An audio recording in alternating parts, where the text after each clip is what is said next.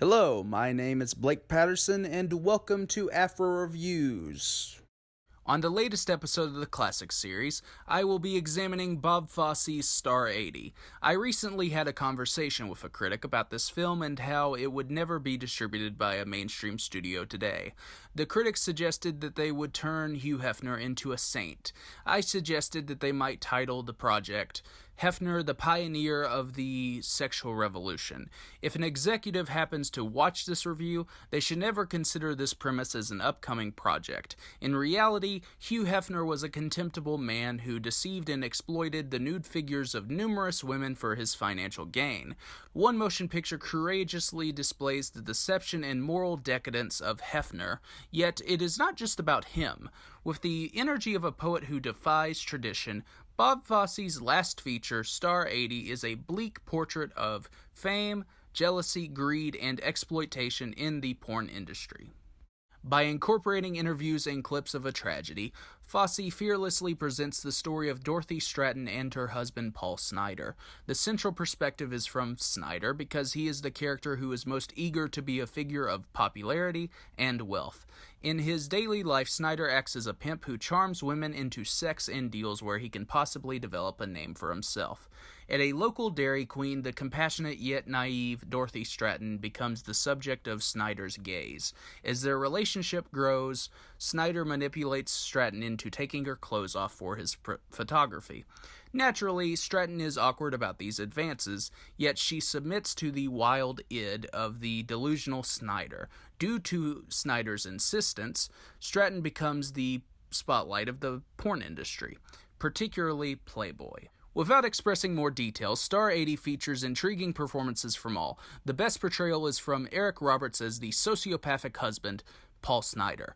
Eric Roberts channels the morally repulsive and vicious nature of Snider, while also exposing his broken soul. In an ideal world, Roberts would be an Academy Award winner for his brilliant performance in Star 80, yet the Academy's standards are too high for bleak content that involves pornography. At the end of the day, the Academy's failure to recognize Roberts only shows their ignorance and pomposity. Mariel Hemingway is also heartbreaking and marvelous as Stratton because she convinces the audience that she is Stratton.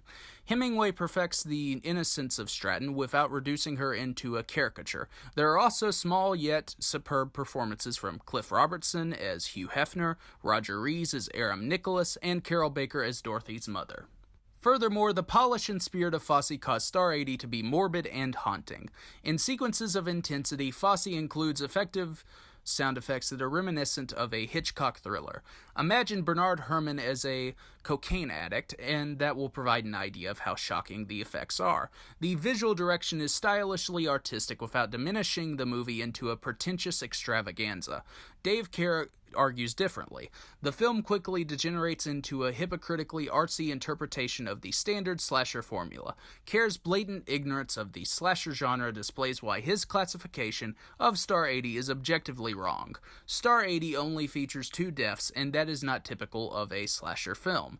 To be fair, critics love to utilize the slasher genre as a derogatory term for their smug critiques. What several critics were blind to was Fosse's contempt for the greedy exploiters who received profits for female degradation. In conclusion, Star 80 might be devastating to observe, but that is Fosse's intent. Fosse does not conform to the blissful side of the porn industry because he perceives how wealthy figures can get away with abusing the vulnerability of women. Stratton's victimhood is a universal notion for anyone who has similar conflicts. The sorrowful genius of Star 80 is that viewers might acknowledge similarities in this story with conflicts in their own lives. Star 80 does not concentrate on what happens, but how and why these tragic circumstances occur. As a final feature, Star 80 is an exceptional finale for Bob Fosse's career. Despite the unfair criticism from leading critics in America, Star 80 is the most underrated triumph of the 80s.